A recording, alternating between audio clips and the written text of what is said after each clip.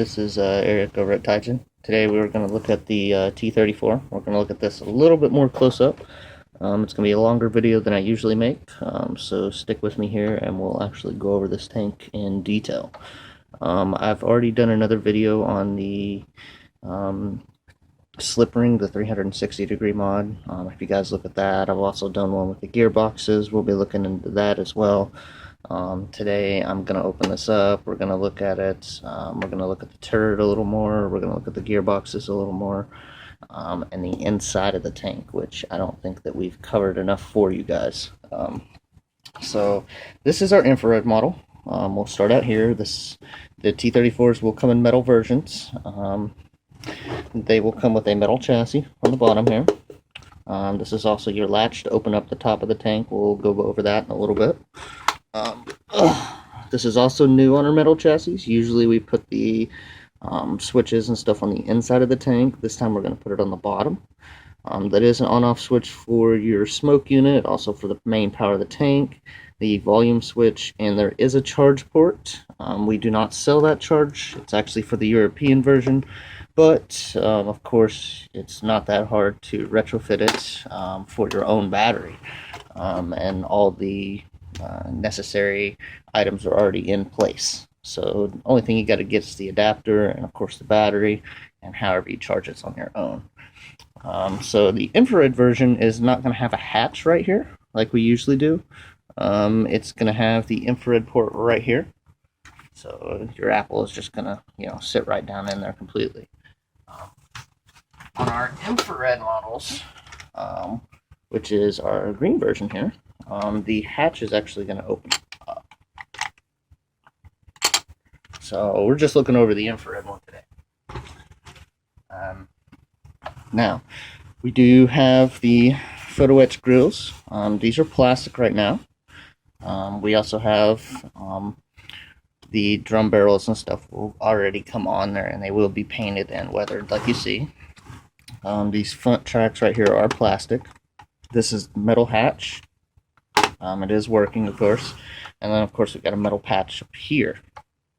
Now, we've also redone the hatches here, the hinges, as well, to make them a little easier to replace in case something goes wrong. Now, let's go ahead and take a little closer look of the side, the rear, and stuff before I open it up. Now, as you can see, they are metal tracks. They do have metal road wheels. The road wheels do have rubber tires. The tires are removable, and there's 2 rubber tires per road wheel.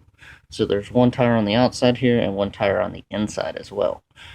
Each one of these road wheels will have bearings in them, as well as the drive wheel here, and as well as the either wheel here in the front. The either does have an adjustment, but for the most part, the Trek is pretty perfect right out of the box. The headlight is new. We actually are doing away with the old headlights that we did, or at least on this model. The machine gun is clear right here as well for a little bit better effect. Now, to open this tank, it's as simple as using this lever right here and pressing it up or sideways, depending on how you have it, and then the whole top will come off. I've already disconnected the whole top hole, so it'll pop off really easy. But for you other guys that have seen the other video, here's the smoke unit here. We have new brass fittings here that'll actually make it a little easier for the smoke unit. We still have the same turret rotation motor in here. Of course, here's our slip ring for the 360-degree mod there. Then, of course, the turret ring here. And if you look at the other video, you also see the turret bearing rollers. We'll go ahead and show that here so you guys can see. Now, excuse my wiring head a little bit. It is a little bit cramped in here. I've shown this thing a bunch of times, and I've dragged it all over the US, so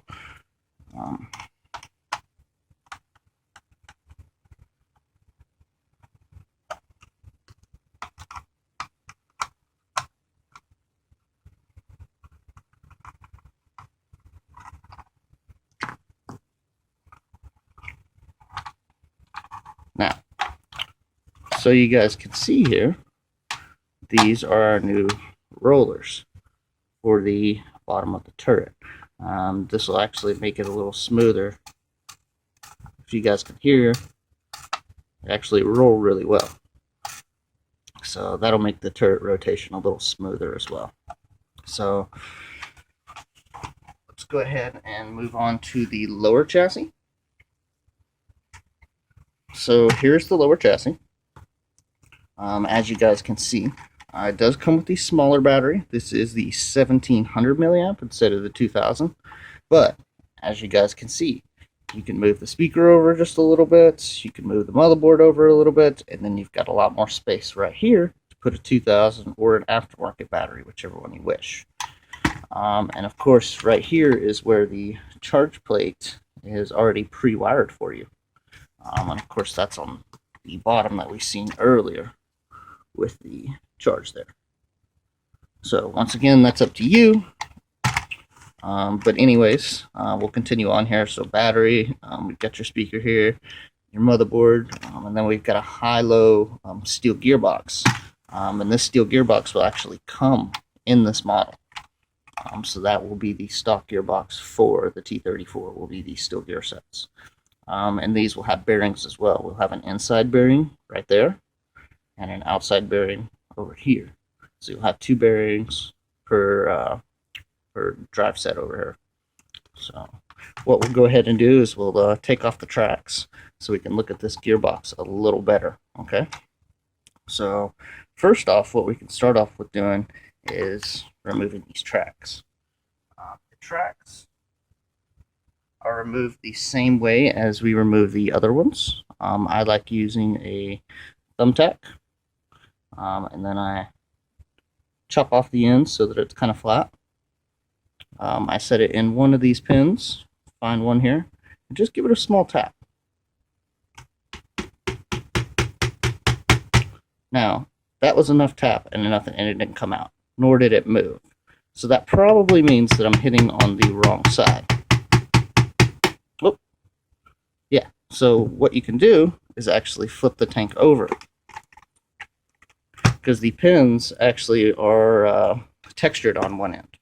So we'll actually have to push from this side, down on the drive wheel.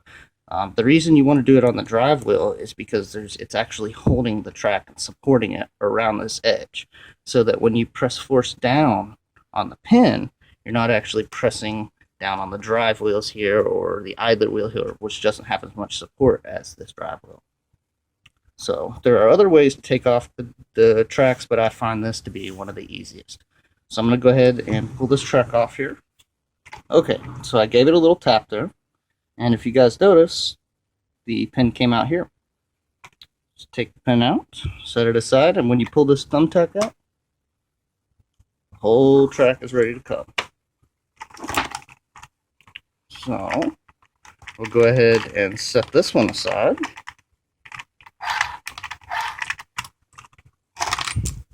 So that is one metal track. If you guys look, they're closed pin, so they're not open pins. So that's the front and the rear and the side profiles of the track.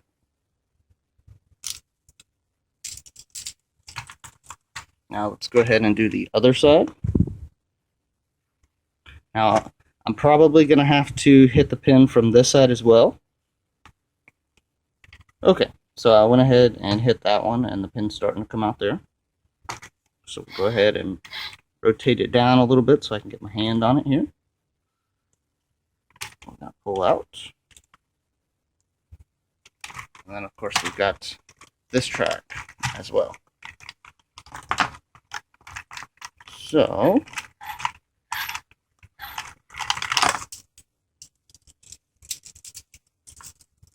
now we are left with the lower chassis minus the tracks. So here we can get a little bit better look at the wheels. The bearings are actually really decent on these. You can get a good spin on the wheels, and with a small amount of grease, it could be even better. So now that we got down this far, the next little trick is to actually take out the gearboxes. Usually how this was done is we hit 1, 2, or 3 screws in each gearbox, and that pulled out the gearboxes individually. We have changed that on this model so that when you flip it over, there are 4 screws here, here, here, and here. And if you take these screws and unscrew them,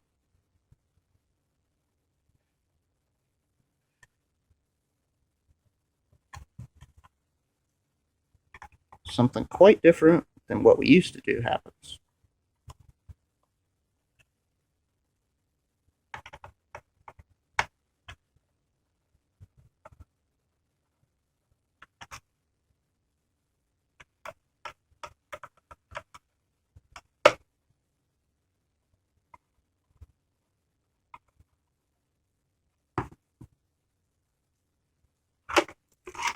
Now you can take out both gearboxes in one pull. So what we'll do is we'll go ahead and unplug them, and there you go. There's 2 steel gearboxes on one plate. And then once again, that's 4 screws, 1, 2, 3, and 4 on the bottom of your tank. This will give you a little bit better access to the gearboxes. If you notice, these are a lot different from the ones you normally see. We had to make some new gearboxes for these, so I'll set these aside.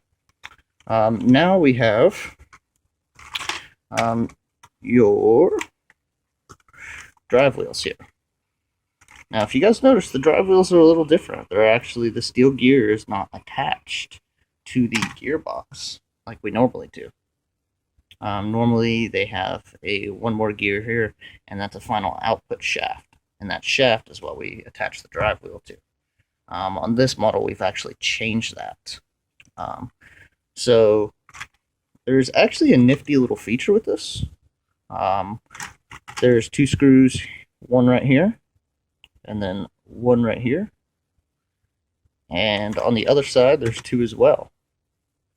And when you unscrew these 2, it allows this whole plate here to move around, swivel, come off, and so on and such.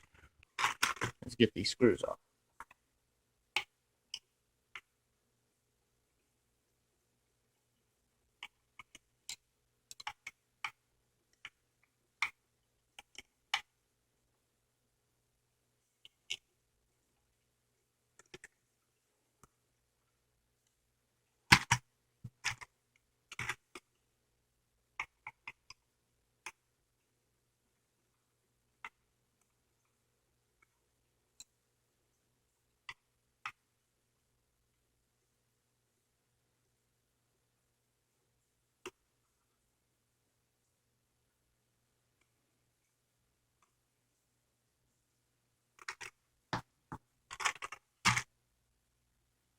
Okay, now if you guys notice, now that I've taken out the screws here, and here, and here, and here, this back plate here is actually not connected to the metal chassis. And the reason for this is actually so that it can swivel like this. And the swivel is actually how you get your drive wheel and gears out and check the bearings and clean them and so on and such. So what you'll do is actually turn it a little bit here, and you'll actually be able to feel when the piece will actually slide out. And there you go. Sorry, I dropped one of my bearings here. But what we'll look at is there's actually bearings in this motor plate here. There's a bearing here and a bearing here. Now, on the drive wheels, there's actually another bearing on the inside as well. The drive wheels do come off like normal. There's a little screw, drive wheel comes off. There's another bearing on the inside as well. So that is how you take off that. We do have the idler adjustment. It is kind of like what you've seen on the Leopard. And the fact that you take a little screwdriver here so I can show you guys.